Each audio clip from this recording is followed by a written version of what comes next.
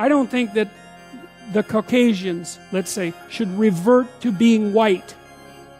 I think that's a bad idea. It's a dangerous idea. What the hell? Pride. What's that? That's not the right response.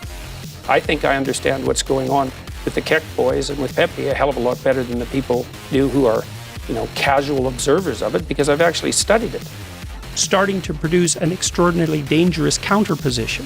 It's the alt-right, that's part of it. It's the Kekastanis, it's this Pepe thing. When I first saw the frog, the Pepe frog, I really recoiled from it. More recently, what has gone wrong with the right? Well, where? It's threatening to go too far in identitarian Europe, that's for sure. With the people in Europe who are turning to a regressive nationalism as an alternative to the current state of chaos. Many people write me from the right or from the fringes of the radical right, saying precisely that listening to my lectures stopped them from going all the way. Just what exactly is Jordan Peterson's endgame? It's been just over 2 years now since he first appeared on the scene. I also said I wouldn't mouth the words of the ideologically possessed, and that was with regards to gender-neutral pronouns. At first, everyone thought he was just a brave university professor who had had enough of the cultural Marxist garbage that has taken over our society, that he'd snapped when the Canadian government announced it was going to legally mandate calling people Zim, Zer, and Z-self. Peterson came out of the gate with some vicious rebukes of the political left, and even called them what they are, cultural Marxists. But it didn't take long for Peterson to begin showing his true colors. Nearly at the same time, he was thrust into the spotlight for defying the social justice clique at the University of Toronto. Peterson began positioning himself to evangelize a very specific demographic, young white males. What followed after fall of 2016 was a meteoric rise to fame at the hands of the mainstream media, which they made every effort to disguise as being organic. Soon thereafter, his mission became plain to see. Jordan Peterson's primary goal is to neutralize the political right. There are a large number of people who believe that Peterson is a force for good because he has criticized left-wing politics and cultural Marxism. However, what was his motivation for doing so? What was the straw that broke the camel's back and caused Peterson to go public with his objections to left-wing politics? Did Jordan Peterson choose to sound the alarm at any point during his decades-long career as he witnessed the cultural Marxist infiltration of academia transform hundreds of thousands of students into useful idiots? No, he did not.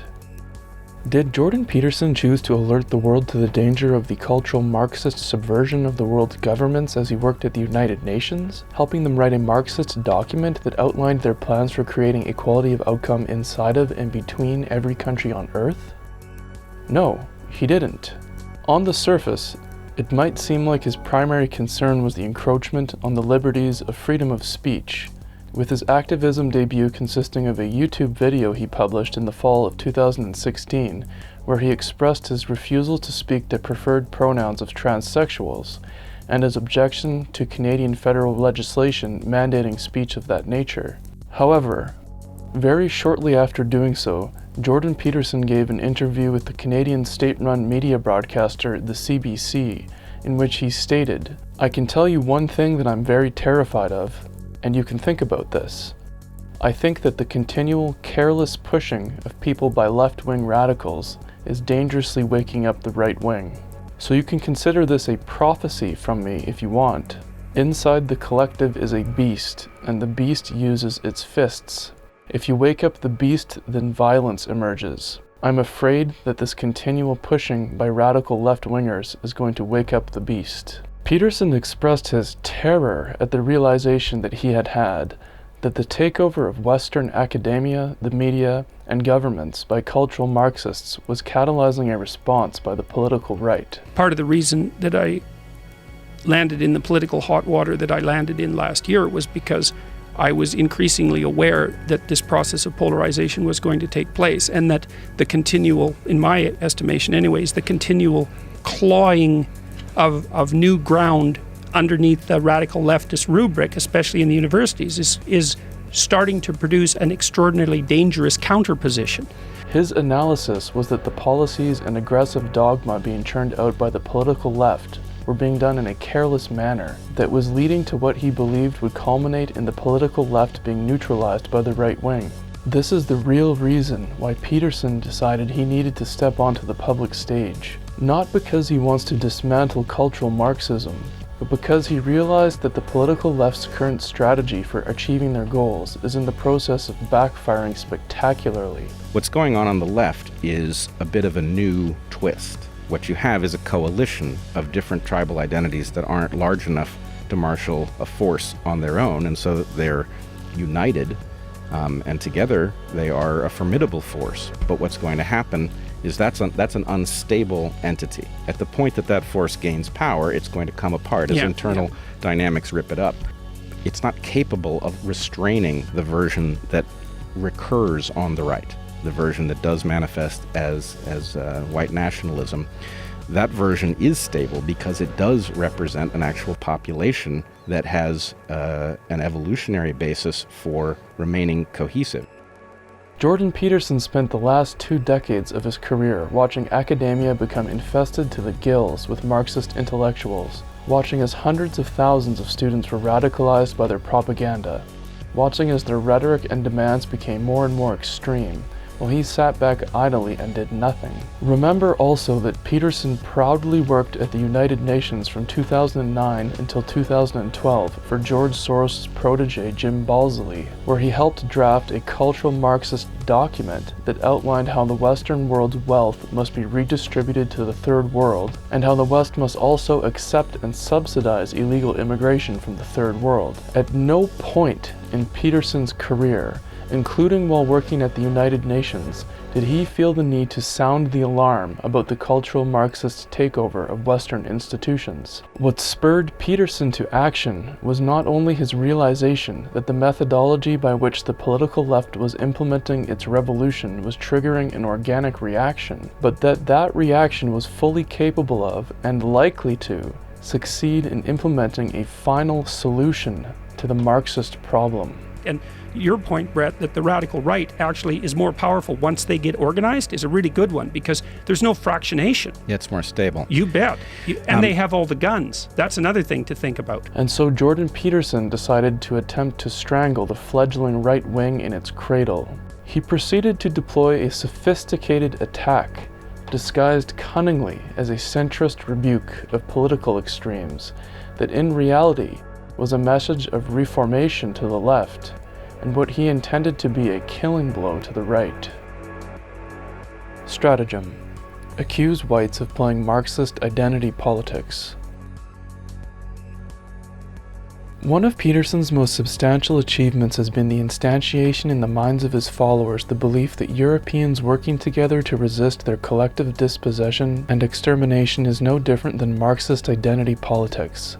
Any concerted effort made by whites as a group to resist dispossession by progressive government policies or by mass immigration is condemned by Peterson as being a manifestation of identity politics. The French intellectuals had to admit that communism was a bad deal by the end of the 1960s.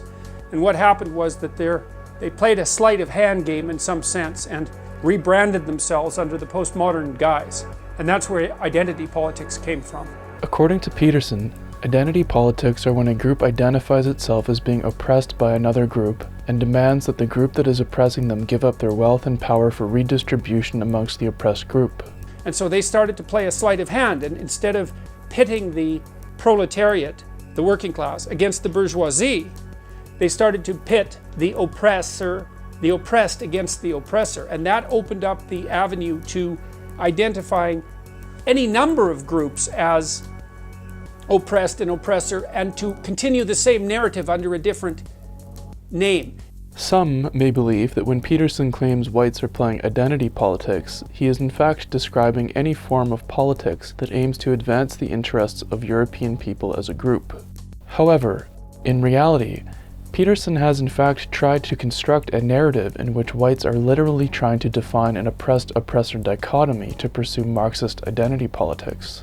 In the spring of 2018, Peterson published a short article on his blog entitled "On the So-Called Jewish Question," In that article, he wrote, "Why do the reactionary conspiracy theorists even bother? This is a straightforward matter. If you're misguided enough to play identity politics, whether on the left or the right, you require a victim, in the right-wing case, European culture or some variant, and a perpetrator, Jews. Otherwise, you can't play the game." So whenever Peterson dismisses and condemns Europeans as playing toxic identity politics for working together to put an end to mass immigration that is rendering them a minority in their own countries, or for working together to put an end to the Marxist subversion of their nations that is hell-bent on incrementally dispossessing them, he is in fact making the claim that those Europeans want nothing more than to play the victim and demand redistribution of power from Jews to themselves. It is with this sleight of hand that Peterson falsely equates whites wanting to protect the demographic destiny of their own countries with totalitarianism, evil, and danger. Peterson's fallacy here is plainly revealed when one considers the fact that both the USA and Canada, both before World War II, were classical liberal democracies that shed blood to defeat totalitarian regimes, and both countries strictly enforced the demographic character of their countries with immigration laws that nearly exclusively permitted European immigration only. Furthermore, when Peterson differentiates between men and women, it is no different than someone differentiating between races. It is a form of identity politics that is based on objective biological reality, rather than any kind of ideology, and is thus the antithesis of Marxist class warfare identity politics. Having established that whites protecting their nations and the future of their children from certain destruction is automatically tantamount to the instantiation of some flavor of totalitarian regime, Peterson's next objective was to undermine the psychological foundations of European identity itself. Stratagem: psychopathologize and deconstruct white identity. Peterson frequently uses his position of authority as a psychologist to psychopathologize white identity. More than once, he has referred to whites who desire to organize together to protect their group interests as pathological. At other times, he likes to chastise whites for committing the sin of racial pride, deeming it as well to be a pathology. During a talk, Peterson was confronted with a quote from Canadian historical sociologist and professor at the University of New Brunswick, Ricardo Duchesne. In the quote, Duchesne argued that for the underlying spirit of individualism to be preserved in the West, European people themselves must be preserved, arguing that individualism was a trait that seemed to be inherent to European peoples, concluding that Europeans must therefore take pride in their ethnic identity and heritage as a means of self-preservation, and therefore as a means of preserving the spirit of individualism itself. Rather than addressing the actual premises and conclusion of Duchesne's argument, Peterson went on a tirade about how ethnic pride is sinful and unacceptable, casting scorn upon Duchesne and other whites who dare to take pride in their heritage and culture. That's nothing to be proud of. That's something to tremble before, to take on as an ethical burden, and not to wave a flag for how wonderful you are that you happen to have the same skin color as some of the people who thought that up. It's not the right response. Peterson's chastisement of Europeans who take pride in their heritage and culture is based on the absurd assumption that any who do so are trying to literally take personal credit for the achievements of their ancestors. It's like I don't feel pride about that. I feel like I have something to live up to. That's not the same thing, man. And so these right-wingers in this, it's like, look what we've done. It's like, no, it's not you that did that. That's something, man. You gotta have your act together before you would dare to say, well, that was me. It's like, yeah, sure it was you. Yeah, right. No. The reality, of course, is that pride in one's heritage, culture, and civilization is not in fact hubristic pride, but one of pride of ownership, an emotion that engenders the very deep sense of responsibility and appreciation that is necessary to preserve those things, the very feelings that Peterson claims should be felt in place of pride. At some point, Peterson declared that the goal of what he calls the radical right, his disparaging term for European people who wish to cooperate with one another to protect their nations from certain destruction, is to cultivate unearned identity and the glories of the past. What Peterson is doing here is in fact paving the way for the most extreme forms of egalitarianism, since one cannot control their DNA or their heritage, nor can one control their environment. The person one is cannot be earned. This is the same argument that is used by those who argue for equality of outcome. For example, they will argue that since intelligence is either largely determined by genetics or the environment, it is an advantage that is not earned, and therefore measures must be put in place to mitigate that unfair, unearned advantage. What Peterson is actually saying is that whites have no right to their own identity based on their heritage, since they did not work to earn who their parents or ancestors were. You're using your unearned privilege. Peterson wanted to say unearned privilege, referring of course to white privilege, but realized his error and began racking his brain for a synonym. the unearned gift that's been granted to you as a source of personal pride in your accomplishments due to your skin. It's like, no, not good, not a good argument. Just as the cultural Marxists do, Peterson likes to deconstruct the white race down to nothing more than the level of melanin in one's skin. The other thing about the whole angry young white men thing is that my angry young white men followers are a hell of a lot less angry and a hell of a lot less white than they would have been if they wouldn't have been following me. Because one of the things, you know, I've had many letters from young men who've also said that they had been attracted to the more dogmatic end of the right, more dogmatic right-wing end of the political spectrum, and that listening to my videos has been exactly what's kept them more or less in the middle. Deconstructing whiteness, as the cultural Marxists call it, is something that Peterson loves to do at every opportunity. My concern is doing away with whiteness. If you abolish slavery, you abolish slaveholders. In the same way, if you abolish racial oppression, you do away with whiteness. Whiteness is an identity that arises entirely out of oppression. Whiteness is not a culture, it's not a religion, it's not a language, it's simply an oppressive social category. In a tweet to evolutionary psychologist Kevin MacDonald in late 2017, Peterson posed the classic cultural Marxist question, how do you define white? Who's white exactly? Like, how do you draw these distinctions? Even going so far as to make the absurd declaration that biological organisms do not have an interest in the propagation of their DNA into the future. While some may try to argue that Peterson's primary concern is with trying to prevent society from being destabilized by what he calls tribalism or identity politics, it is clear that when it comes to Europeans, Peterson's motives go far beyond simply warning about the dangers of group identity. He has declared that white identity itself is a mental illness, and not only that, but that the white race itself is a fiction, just as the cultural Marxists do, the people whom he claims to oppose. The very hint of a white individual taking pride in their heritage causes Peterson to lapse into a venomous tirade of shaming and castigation.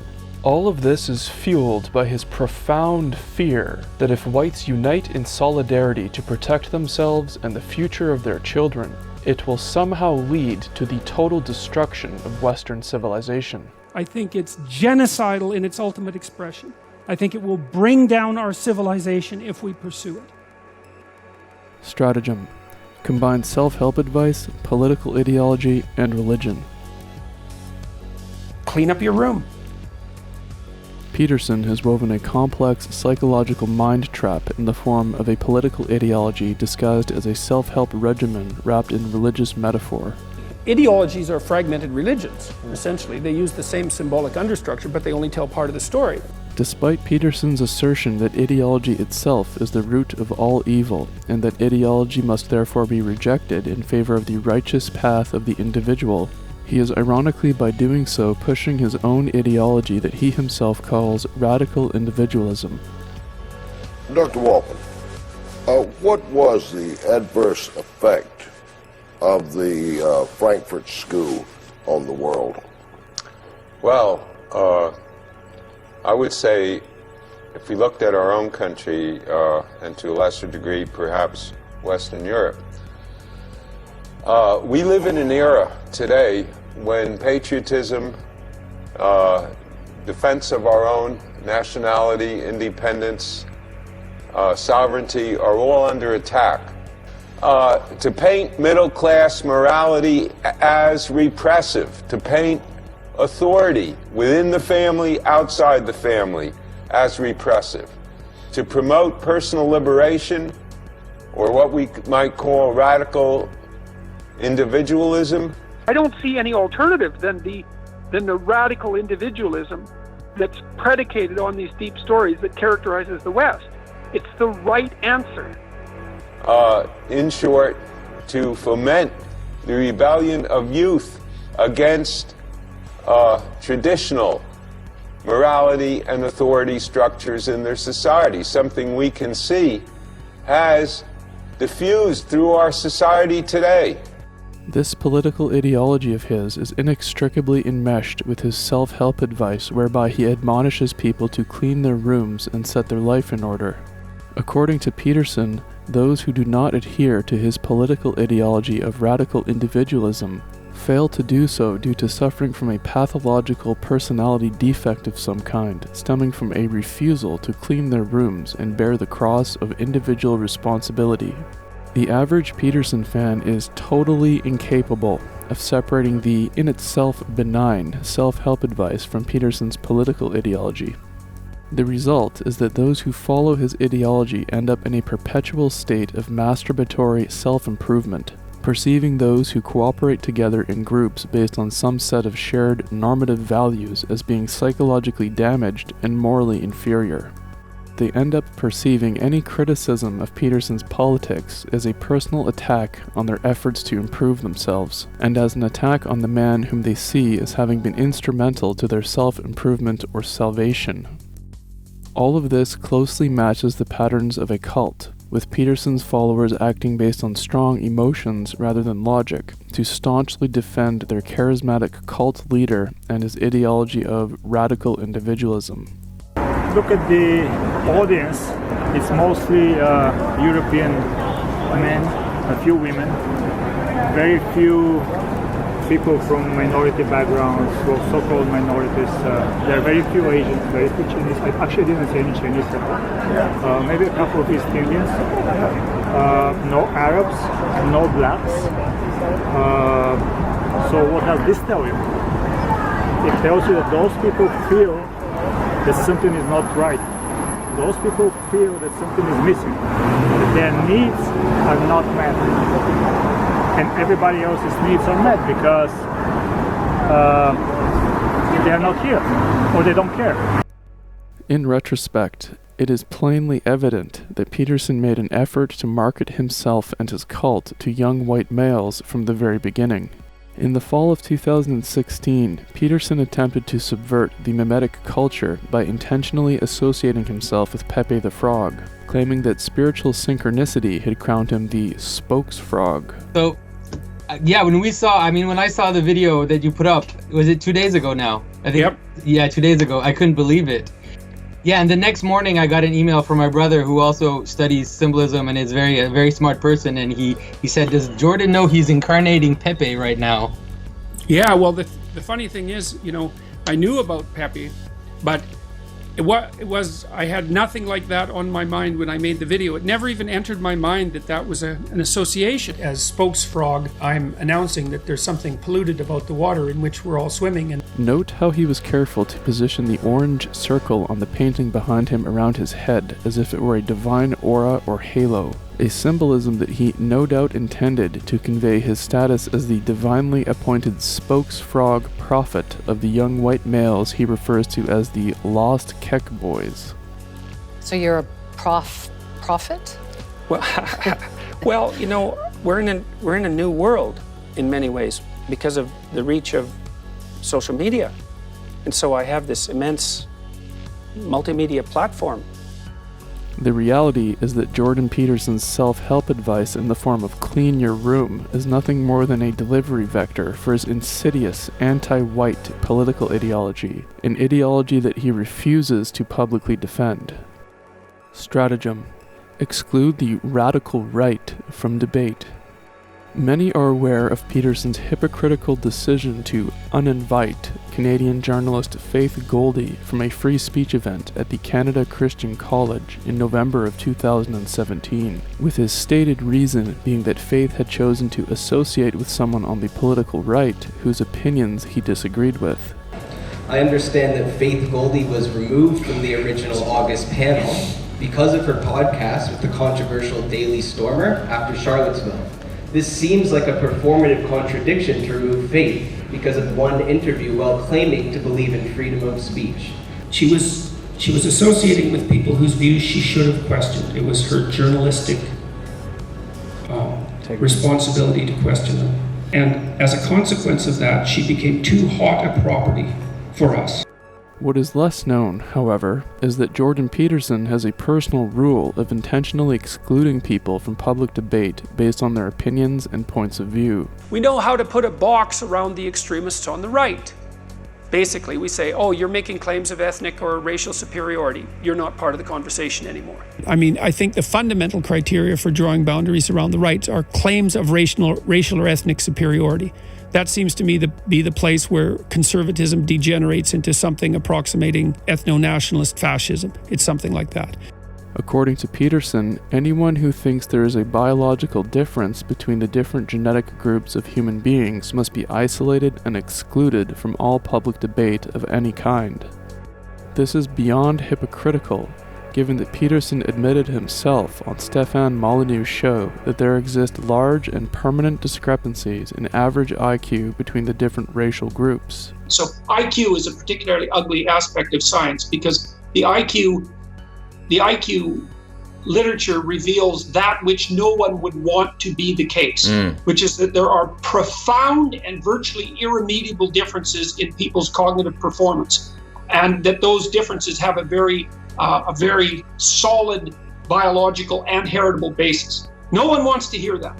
They don't want to hear that it's biological. They don't want to hear that it's heritable. They don't want to hear it's permanent. They don't want to hear that it's irremediable and that it actually has a practical consequence. And no wonder they don't want to hear it. Well, and even worse, they don't want to hear that it differs between genders and ethnicities. That is, to me, one of the most painful things that I've ever learned in my life, is this kind of information. It is one of the great heartbreaks when it comes to the dream of pure egalitarianism, and that is, I think, even harder. It's an even harder pill for people to swallow.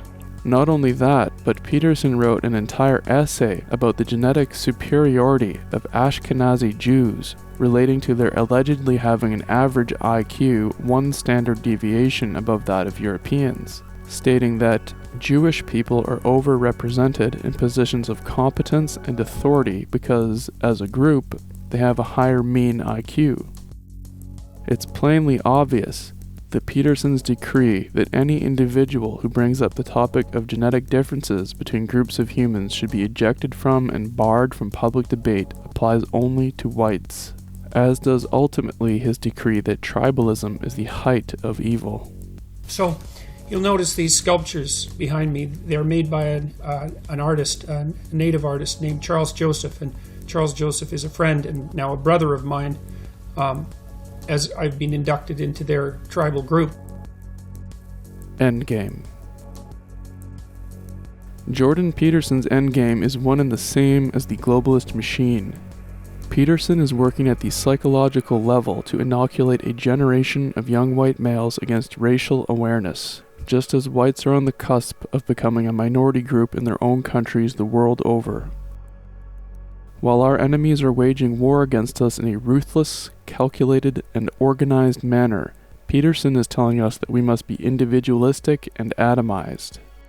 He has created an insidious political ideology and is delivering it with a spoonful of sugar to an audience who is hungry for an answer to the destruction that is being wrought upon them, the very destruction that Peterson is working to prevent them from effectively opposing. And he is doing all of this for 30 pieces of silver. I make $80,000 a month on Patreon. My book is selling about 20,000 copies a week. I have royalties that probably amount to something approximating $1.50 on each of those. The tours garner about $35,000 to $50,000 an evening. I have a business that's generating, I don't know, something in the neighborhood of $200,000 a month for me personally. There's some other smaller sources of income than that. You are making a lot of money. Yes. Out of this. I certainly am. And so are a lot of other people. I'm not ashamed of making money. It's very hard to make money.